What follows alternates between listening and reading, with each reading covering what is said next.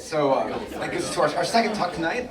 We're going to dive a little bit more into this issue of not simply the mandates. I'm going to look at it from a variety of different ways, but also what we're seeing right now is really an extraordinary middle-class revolt, and in a way that I don't think we've seen in quite some time in politics. Right? You can think about the 70s, where you used to have construction teams mailing 2x4s to the Fed. Protesting high interest rates at the time. You think about little things that throughout history where you have kind of spontaneous, unorganized rejection of policies that are hitting those kitchen table issues and having people just rise up against it. And this is what we see every college football game day setting, every large sporting event. Let's go, Brandon! Let's go, Brandon. And now we're seeing it play out in with pilots. The reason why pilots are kind of the tip of the spear here is because all airlines are considered to be federal government contractors. So the kind of the original run of Biden executive orders applies directly to them. We'll get into a little bit of the OSHA regulations that deal with companies over 100 people. Those rules have not been finalized yet or written yet. I think there's a little bit of gamesmanship being played there rhetorically to try to provide some cover. But why is this happening right now? And again, why is it not working as well? Why is there this resistance? So one of the things is that the economy is sputtering out of control. I mean, I think everyone kind of feels that little sense of anxiety and unease that we haven't quite felt really since '08, maybe even beyond that. I think we're seeing every single measure. The economy is underperforming. We've seen it with unemployment rate data, right? Just this past week, we had a unemployment rate numbers that were vastly underperformed expectations. One of many. We're now seeing it come up at the pump, right? We have inflation going very, very high. The Fed, who had spent most of early this year saying that this is going to be a very short transitionary sort of period of 2 to 3 months of higher inflation as just the economy gets revved up. Well, that's not working. It's not working for a variety of reasons. One of them is, as Ross mentioned earlier, the stocking aspect and the supply chain disruption based on changing in ordering behaviors, changing on logistics, getting things out of port, right? You can't simply turn off the economy on and off like a computer and think it's going to reboot things, right? But literally the smartest people in the world, we're told, running the economy, they thought this. The Fed, I mean, this guy right here, Governor Bosket of the Atlanta Fed, back in June, he was talking about how shocked the Fed was that we're having this sort of inflationary issues. Again, anybody out there knew this was going on. I've got a buddy that works for U.S. Foods out to the west of us. He's like, yeah, things are melting down, and this was back in April. And then on top of this, not only do you have the stocking side of things, but you have little things that matter at the margins, such as, for example, changes on the way we treat alternative fuel has direct impacts on cooking oil prices because there's some overlap there, like soy and some different oils that are used to fry for commercial purposes. Well, all of a sudden, when you start redirecting sort of things to replace traditional oil, that ends up changing demand from there, and so you have massive increases in prices on frying oil, which impacts restaurants up and down the country, right? I mean, there's so many different aspects to this. And of course, this is another one of these great signs of resilience that we're seeing, is we're seeing these sticker prices popping up in gas stations across America. I did that. Oh, I did. Again, and this all kind of culminated this weekend. Where again, this massive battle going on with airline travel. A lot of our pilots are former military. Obviously, they're very deeply held convictions on these sort of things. They also know what liberty is and how to fight for it. Again, what's interesting throughout this entire process is continued insistence by various government officials that this absolutely has nothing whatsoever to do with vaccine mandates, right? Now, this is in spite of the fact that these delays happened right as the pilots union of Southwest Airlines was saying, or was taking a stand on this particular issue. On C-SPAN or CSNBC today, you had the COO of Southwest saying, "Oh, this has nothing to do with mandates," but he really doesn't like them. Well, we'll see that next slide. And then you had the union leader saying, well, what we're asking for is for Southwest to consider things like natural immunity and religious exemptions and et cetera, et cetera. So again, completely contrasting opinion on this. And so again, I think that also kind of goes to the desperation of the regime right now, is that in spite of how absurd the lies are, they're going to keep telling them.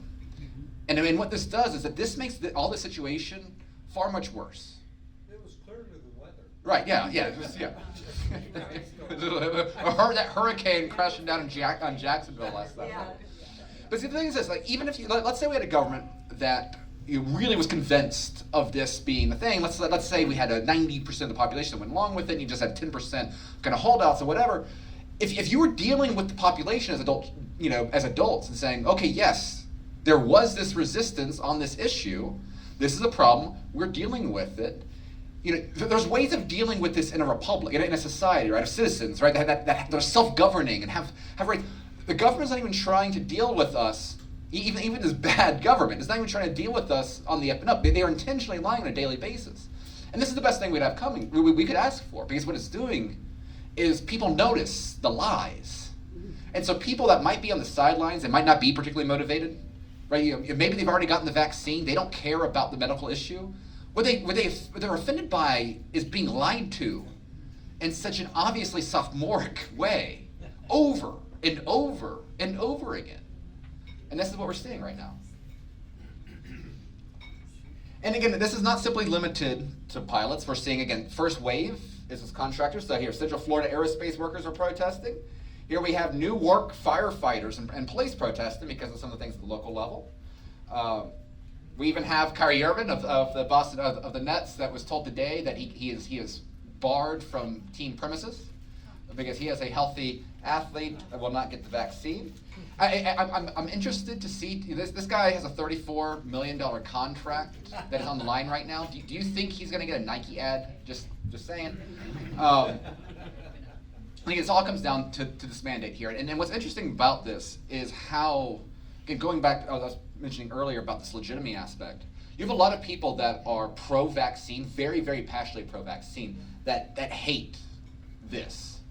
Because the problem is when you mandate it, when you use this coercion, the tactics, when you're threatening people's livelihoods over this issue, you don't. Yeah, it's like, yes, you're going to force some people to get this that would otherwise not get it. We had at the GUP happy hour last week, we had some contractors that work for some of the Navy and the military contractors here, and they don't know what to do because they have a very, very good job. They have a job they enjoy doing. It allows them to be here in a very, very beautiful spot. And they're now having to really decide this, and they don't know how to handle it because they reject being forced with every fiber of their being, but they also have a material consideration to make here, and I don't envy them. They resent that. They might go along with this vaccine, but they will resent till their last breath this man, and they should, because this is not okay. And again, what's interesting here is that now when you see this anger bubble up, what you're going to start seeing is more of this position right here. Southwest CEO says, oh, well, we I don't like these mandates, but we have to do them. The government's forcing our arm. And so what they're doing, though, is that this is pivoting. This is where we're going to get to that, because I agree. But this right now, this is the next level. So we went from, hey, do your part, get the vaccine, to saying, okay, well, I like vaccines, but, maybe we have to mandate, to I don't like these mandates, right? So we're seeing the change in the benchmarks. It's not what we want yet, right? But that's the world we're living in. So this is a start of, I think, the narrative changing here. And the narrative is going to start putting more emphasis on the mandate over the societal well-being that the vaccines, because that's the utopian solution to COVID, just ask Israel. But so we are starting to see some states fight back. The very first, to their credit, is Montana. I'm not surprised. They back in May, they passed a complete ban on both for entering a facility and for working on any sort of immunization status. Arkansas lawmakers, this is a fun battle actually. So the Arkansas Senate, the legislature has passed a no vaccine mandate for employee purposes. For reasons I'm about to get into, this is. We will see if this is a sign. The governor opposes this. Again, I'm going to go back to this. what is kind of unfortunate there is that they had the ability to insert language that would apply it immediately. Instead, it will go into effect in 2022, assuming it is signed, but that's something that's watching. We just have the Texas executive order that was mentioned earlier. And today, you did have, and I apologize for you being right in front of the speaker there, so I don't see that way to fix the beat. Today you did have Ron DeSantis coming out there saying that nobody should be fired for not getting the jab. We are working on this issue. The problem is that, again, like the Texas executive order, this is going to start pivoting to some of the legality here. These things are going to be fought, and I think that the Texas executive order probably has some issues there. I think right now it's a positioning thing, especially with Southwest, given where their headquarters is. But this is where the strategy of how to make this deal, make this stand, rather than having an executive order that gets struck down by the courts, is going to be important. So we're going to get to that. But there is now positioning from DeSantis. This is the first time I've seen him specifically, I think, talk broadly. In the past, he's talked about government employees and cracking down on any city that required it. I know it's been a particularly big issue with police and firefighters. It is interesting to me that police, first responders, their unions are actually very, very strong on medical rights, which I'm kind of surprised by. It's not that strong in the military for reasons that we've seen on the federal side, so it's just, that dynamic there is a little interesting. So here's Asa Hutchinson. And I think he in many ways embodies the problem going on right now, because he is the Republican governor of Arkansas. Well, and he's so his thing is that, he's expressed reservations about this Arkansas bill because I don't believe in a federal mandate on vaccination, but I also don't believe in state mandates as well on employers in defining the employer-employee relationship. He has not made a decision yet on whether he'll sign the final bill, and I sympathize with this, right? This is a fair position. This was the standard Republican position not that long ago, right? States have no role in dictating this employee-employer relationship. The problem is, of course, is that this doesn't really, we don't, this presumes a level of property rights. This implies a level of this implies we're living in a capitalist environment where the relationships are purely contractual, but they're not. The federal government, the government in all sorts of ways, intervenes in this relationship between employee and employer in so many ways, right? If you hire a certain person and you want to fire a certain person, if they are in a special class, the firing process, you have to go through extra steps to make sure that you're not firing them for reasons that the government doesn't like, right?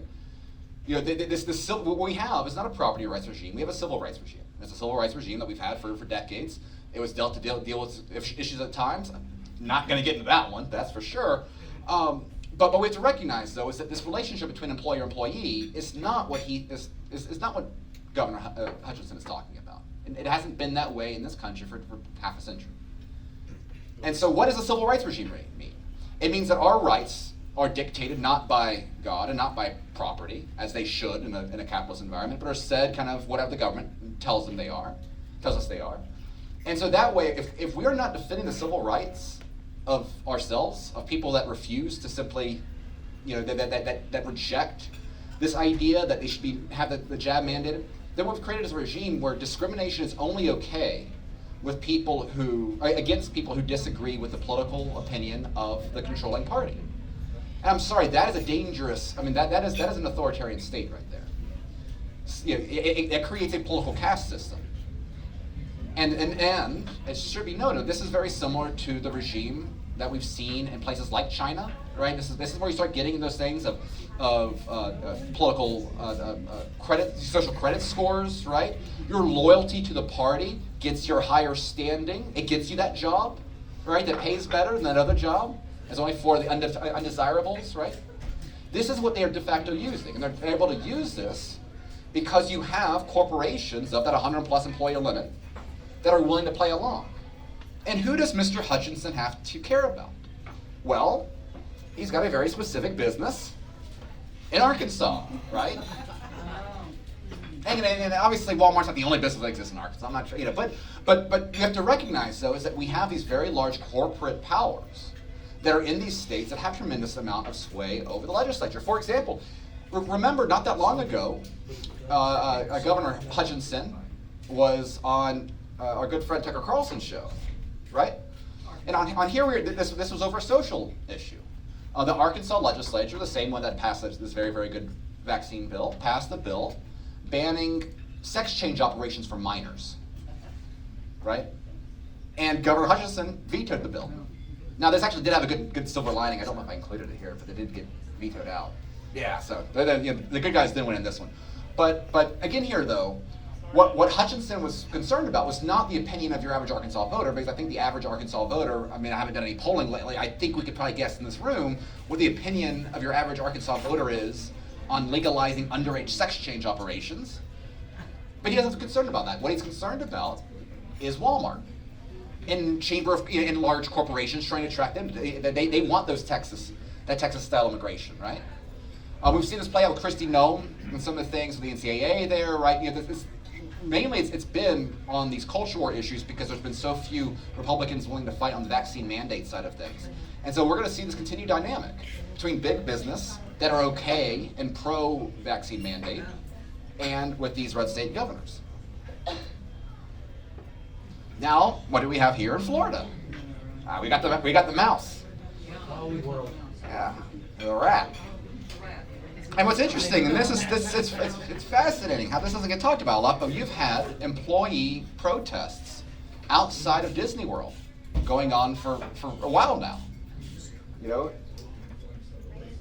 because again, one of the first companies in the state of Florida, most powerful companies that embrace mandates, you know, was the rat.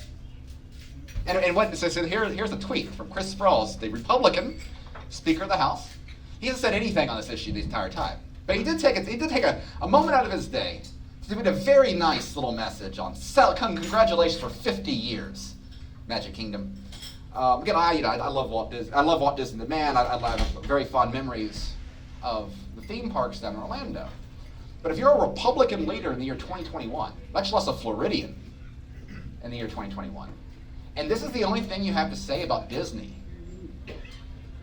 I don't know if you're the guy to be leading the Republican Party in the House in Florida right now.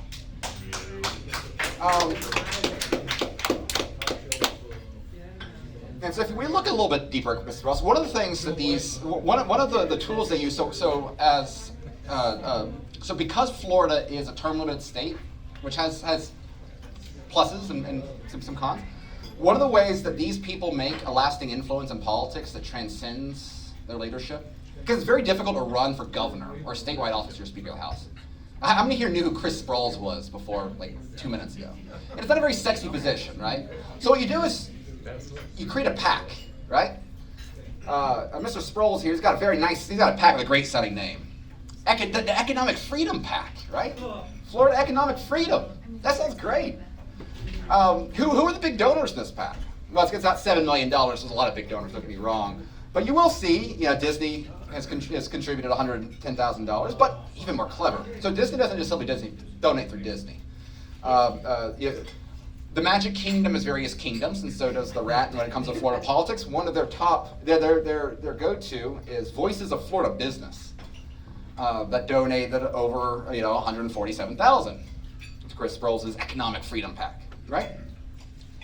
And so if we're looking for why these people do not perhaps act like your average Florida voter, I think this plays a role here. Here in Bay County, we have a state rep named Jay Trumbull, who I think is a very good man. I think he's a very nice man. He's got a good heart. The problem is he has been convinced that the best way to help Bay County is to bring as many tax dollars here in Bay County as possible. Now, after Hurricane Michael, we needed a lot of tax dollars. Like there is there's a very fine rational argument there. Problem is that it means that you sell out your position on every single issue where you're disagreeing with leadership like Chris Sprouls here. And if you look at Jay Trumbull's PAC, Panhandle Prosperity, you'll find that good old Disney also has some very nice donations. But the largest donor is this Voices of Florida Business. And this Voices of Florida Business PAC is one of the biggest ones out there. And again, it is simply a hub for all of these large corporations that engage in behavior that gets them on Tucker Carlson and gets criticized on Tucker Carlson. And so it makes it easier for these politicians to accept money from businesses that show up on Tucker Carlson through such a great sounding name as Voices of Florida Business. It's almost as good as Economic Freedom PAC. But again, this is a problem. And again, this pays out. Like, again, we had this big tech bill that is still being frozen in Florida federal courts. Well, that's a story for another day. But one of the neat little loopholes about that, which and this is important because it undermines the entire bill, is that the companies of Disney and Comcast do not have to abide by these anti-censorship provisions because they have theme parks, Universal now being a subsidiary of Comcast. So this is a sort of blatant cronyism that is worked into the system. And because of this carve-out, it makes this bill so much easier to tank. Because obviously it undermines the entire complaint of the law, right? If for $100,000, Disney can buy our legislators. And that is what ends up in a situation where you have representatives in a plus 43 county, like Bay County, that have been silent on this issue. My last little hit on Jay Trumbull, just because I don't want to be too petty. I think he means well, but this is the frustration here. The only thing Jay posts on social media is holiday reminders.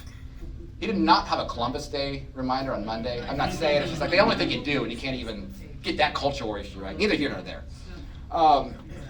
And so this is the issue, right? And what matters is that we are increasingly seeing this axis of corporate power and the DC regime used time and time again here is one of the things they're using now to screen military service members for being domestic terrorists, right? They're using third-party companies to screen your social media content because they know that if they did it themselves, it would be a First Amendment violation. So they're hiring big tech third parties to do this work for them. They are intentionally bypassing what they know are constitutional limits by privatizing. They're tyranny. Bank of America was used to spy on people at January 6th. Also, they've now set up certain keywords that they've given to search providers and things like that, where if someone searches a certain keyword, then it justifies a warrant for state action, right? So again, this axis of big tech and using big tech as a tool of governance is, there's many such cases.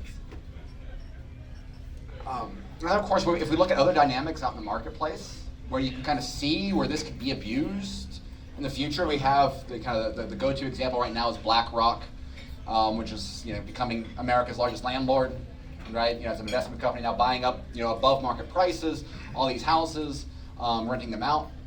Well, we also had a case here in Florida where we had landlords kicking out tenants that refused to get vaccinated. And put two and two together here, see how that's an issue. These are problems. Now again, the problem is so we've identified the issue. What do we do about it? And again, first and foremost, kind of touching on what some of Russ's comments. Well, first and foremost, though, as I mentioned, we have to recognize that the legal battles here are real.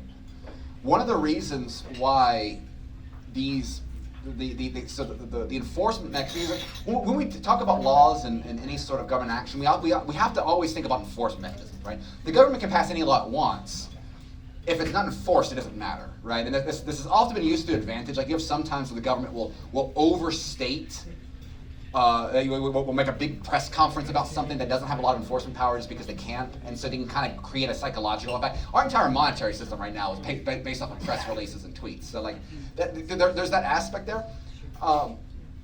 When it comes to the federal contractor stuff in military, I mean, the legal framework there is very, very difficult to navigate. The ability of the federal government to demand this on large corporations is very dangerous because again they can go straight to the finances, and the only way that you're going to stop this is by disrupting the political norms of the way we're normally governed. Like we have to disrupt the status quo of the way constitutional law has gone in this country for a very long time for us to make headway. And what that requires is state leadership strong enough and resilient enough to do that. Because what you have to do is we have to leverage every single tool that we have, top to bottom, in order to have any sort of way of stopping the way that the federal government is weaponizing corporations against Red America. And so that way we cannot simply afford to have the Asa Hutchinsons or the Jay Trumbulls. There was a time where tax dollars coming to Bay County should have been the number one decider. Where it was a great tool to have. Those are for times of peace. You have peacetime generals and you have wartime generals. Peacetime generals are the ones that are really good at the logistics, really good at changing the way things are done, organizational sort of stuff. There's a time for that. But peacetime generals are dubbed as such because they're less equipped for war. And that's unfortunately the battle that we're in right now. We have a regime that, again, is willing to use mandates to demand medical procedures and to use every tool they can to destroy those who stand in their way. Red states are not enough. We need deep red states. We need states full of legislatures of people that are willing to, that recognize that their loyalty is to their voters and not to the corporate powers that can write a $100,000 check to their PAC. And right now in Florida, we've got the best governor in the state in the country, in my opinion. We've got maybe the best executive in the world right now.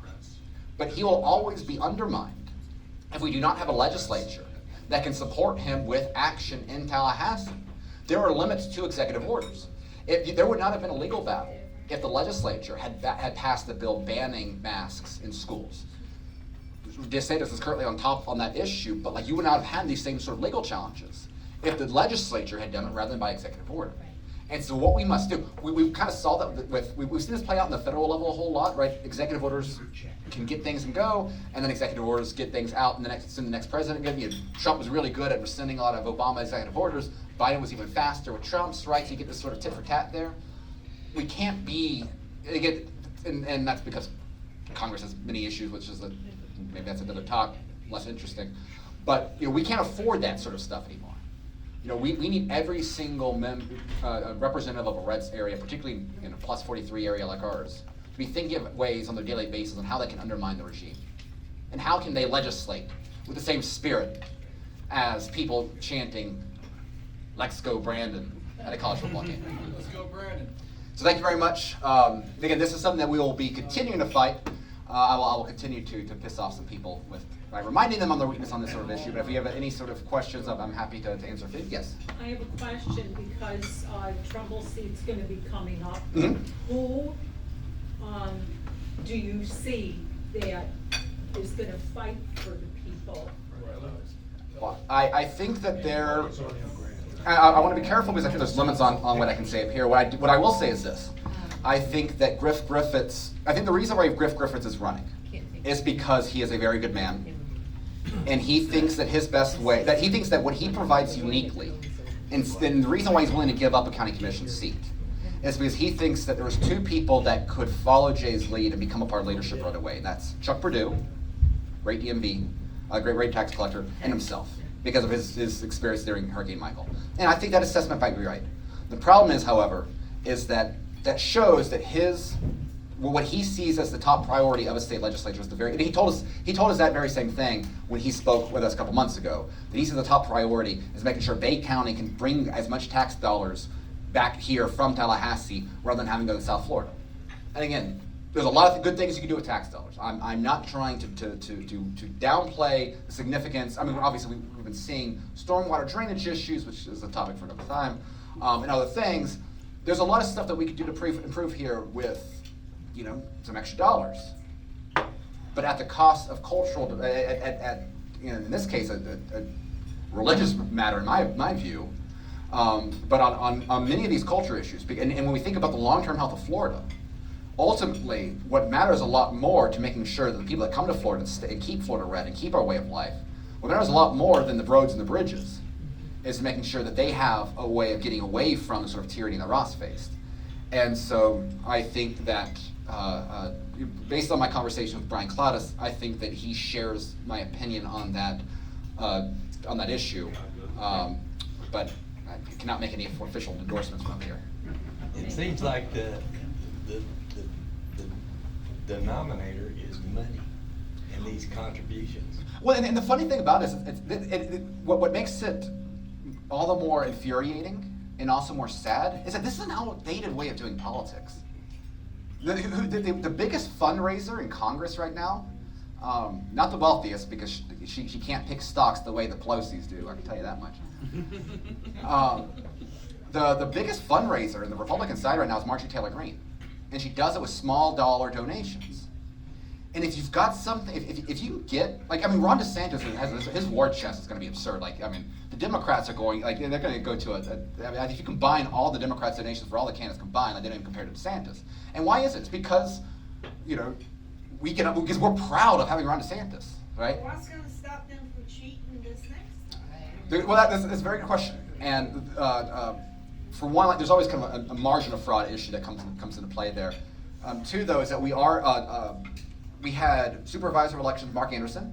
But they stole over almost 8,000 votes in Bay County alone. Yeah, see, that's incorrect. So there are some people. That's not what I saw. I know the algorithm is being used to get that. What we know, the reason we know that it's incorrect is because in Florida, in Bay County, we have a two-part auditing system with paper ballots.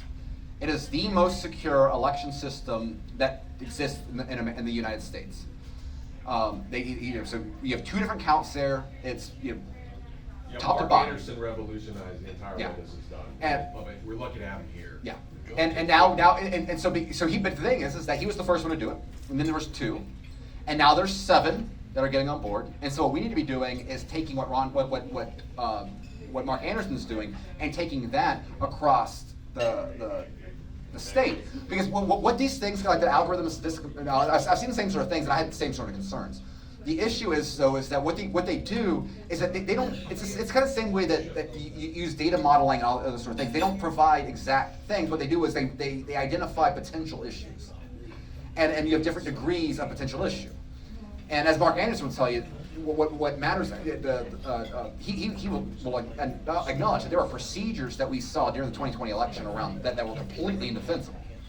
But because the Bay County information, actually what it showed is that there should have been more votes for Biden than Trump in Bay County, and that just had to do with changing voting behaviors with some people. And you had people that voted Democrat historically and voted for Trump for the first time, and so it was just kind of a difference of voting behaviors that kind of looked suspicious and whatnot. But if you actually look at the procedures being used at the counties, I think the algorithm stuff is good for identifying places that need to, where questions need to be asked, but not every question is not every place that deserves to be questioned is going to be wrong. Yeah, and Trump won Bay County, and Yeah. Trump won we Florida, know so that, it's a moot point. You as a voter Hmm? should be able to, when it's all said and done, go look it up and see if your vote actually counts. Yes, and you can in Bay County. And that's What, the point. what they can't do though, Can. what they can't do though is that you can't see how you voted, because like that's just you can't check it out. Well, the way that they do it, though, say, for example, if you look at the Arizona situation, the Arizona audit, the reason the media story was, because the Arizona audit, we found 700 votes for Biden that we didn't see the first time, and look how stupid this whole thing was. Well, what they didn't say was the issue though was not the vote total. The issue was the procedure, and what they identified was irregularities that could only have been done with a larger structural issue there. You had duplicated ballots that had the same sort of barcode and things like that. People that said they didn't vote and did vote. Yes, and so and that goes into issues the way we deal with with purging voter rolls of dead people and things like that. And so there's all those dynamics at play. But again, in Florida, particularly in Bay County, we have the best 2-step verification system in the entire country. But it is a very good question though. Again, and the great thing about Mark Anderson is that he'll give you your cell phone number to talk about these very issues, because he recognizes, hey, look, people are right to be concerned about this. This is why, this is the cornerstone of democracy, and I'm happy to tell them everything that we got going on, because he is proud of everything they've got going on. Again, that's the value that we have of having an incredibly talented Navy SEAL running our supervisor of elections office. But this is a battle that's not going away, and the concern is that since we know how big of a battle the 2022 election is, we know they're going to pull out every single stop that they can, and we do know that there has been fraud in the state of Florida not that long ago.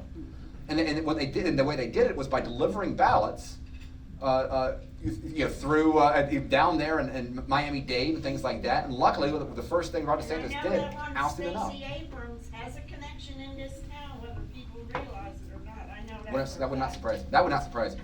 That's sad. Anyone else? Didn't work for her down here. It didn't work for her here. Okay, excellent.